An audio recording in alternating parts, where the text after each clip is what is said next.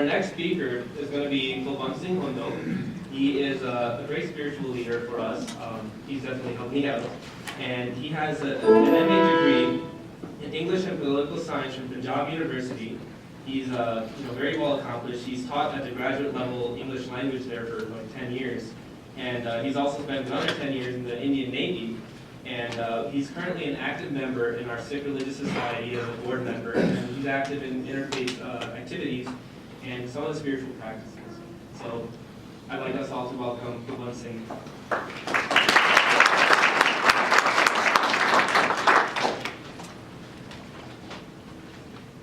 My dear brothers and sisters and travelers on the journey of life, Vaheguru Ji Ka Khalsa, Vaheguru Ji Ki Fateh. I want to extend my gratitude to all of you for finding the precious time and trying to know who the Sikhs are. Long time ago, I came across an English saying which said, "How would I know if you don't tell me?"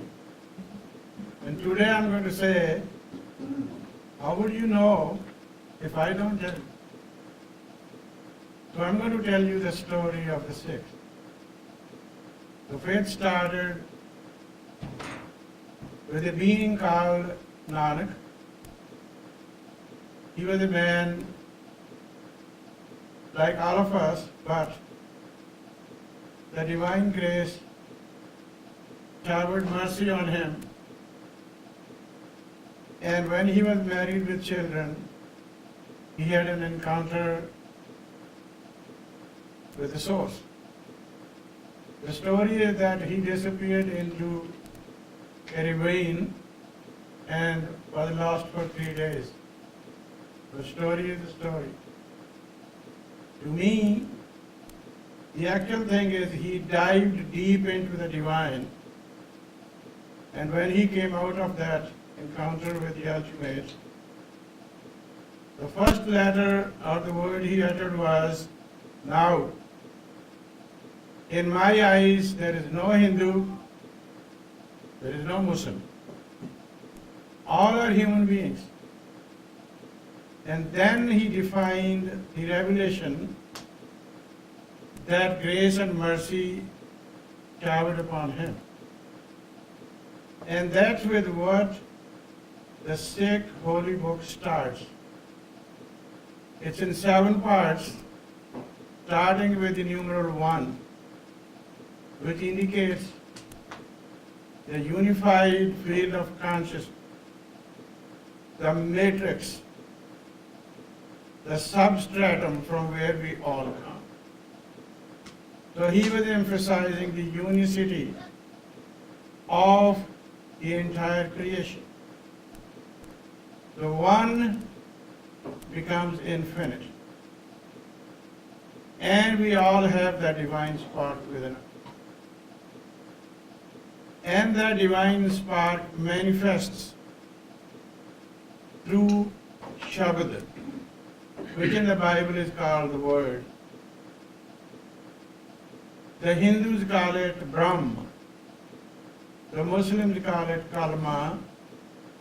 And the Bible calls it the Word and the Logos. It is the Logos that's manifested in all of us. That is our core. If we do not recognize and experience that core within us, then all the illusions, all the delusions will manifest it, and we will go through a lot of differences, divisions. So Nanak's message was that one manifests as infinite, and you are the spark of the divine. And the divine cannot be named because it is the absolute reality, it is the ultimate truth. But the active potency of that one is the holy name, the holy word. And one who is immersed in the holy name is never afraid of anyone, he is fearless, he has no enmity with anyone. And that one who's the source, the matrix, the substratum for all of us is always timeless. Is not born like you and me, is self-generating, but can be realized only with the grace and mercy of the source. From this one thought that we are all one in essence, the three foundational pillars of the six come into manifestation. The one is always be in the remembrance of the Creator, of the Source, and find ways and means to be connected to that Source. So the number one pillar in Sikhism is the remembrance of the Creator who is giving you this life energy and keep you alive.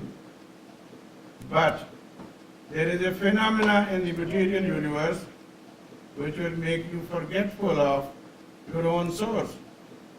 So by contemplation and reflection, you will be able to connect to that source, and once you are connected, the divine energy will flow through you, manifest through you, and you will realize the oneness of us all. The second is, you got to earn your own living through honest means. Don't be a parasite on the society. Don't be a burden on others. Don't be a beggar. If you are a beggar, you cannot give to anybody. But if you earn your own living through honest means, you will be able to help the needy and the poor. But you cannot be honest if you are not connected to the source, if you are not an awakened mind. An ignorant mind will always be in ego and ignorance, and all the diseases are born out of the ignorance.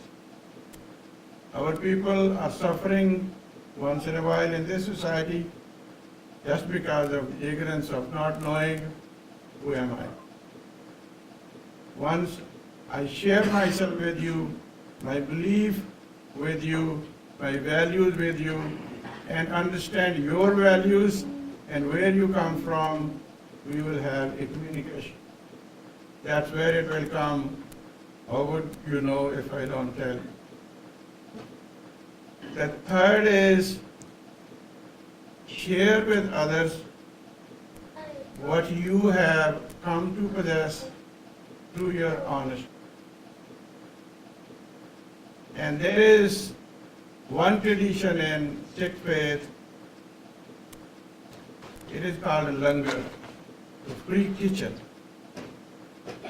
No matter where in the world you go to any place of Sikh worship, there is a free food for anyone who needs it. Without any condition, 24/7. You can walk into the place of worship called Gurdwara and tell the people there managing the affairs of that center, I need some food. They are obligated to offer it to you.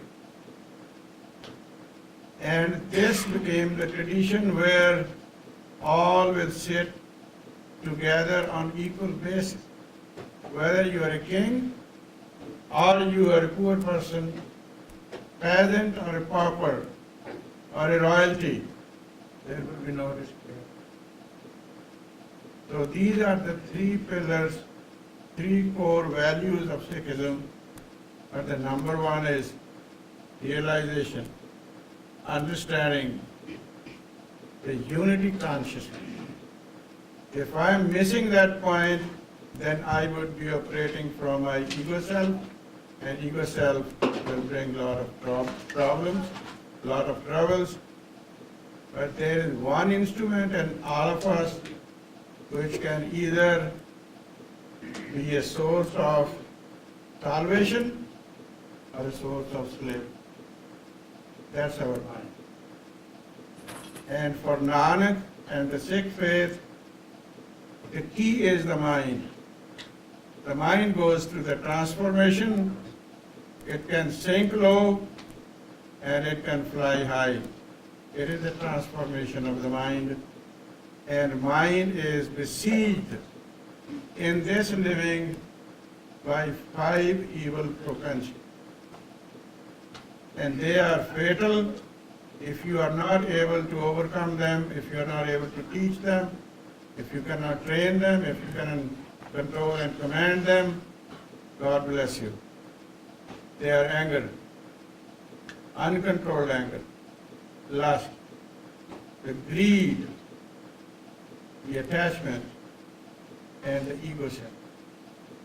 So these are 5 evils which every Sikh must tame, but they can be tamed only when he is in the realization that I am the expression of the divine, that spark is within me, I need to ignite it so that it becomes a roaring fire. The other thing that I just want to mention with the few minutes that I have is the turban. In this country, over 90% of the people with turbans are the followers of Nanak, but they are always mistaken for Ben Laden. This turban originated from the Old Testament. Exodus 28:4. Those who know, they would know it is a prescribed uniform of the high priest, who is to serve the Messiah when he comes. All the 10 so-called gurus, to me they were all one. Nanak had 9 successors, they all wore turbans. Turban has a cultural and a religious connotation. For the Sikh, his master wore it, and he is always dedicated to him, and he wears the turban. But turban comes with responsibility, with respect, and it is symbol of quality. So next time you see anybody with a turban, know that he is a follower of Nanak, not a turban. And I think my time is over, and I just want to say one thing. We're all one. If we remember, united we stand, divided we falter and fall in faith. Let's pray to the Almighty to bless us in His grace and mercy, with unity consciousness. So in spite of all our differences, we realize the core is one and the same, in essence, no matter what is your physical appearance.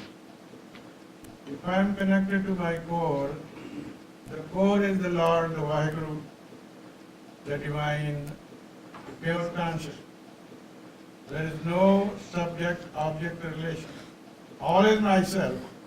Once I have experienced that all is myself, you are myself, I am yourself, we will have a better life, peaceful life. Thank you for your time.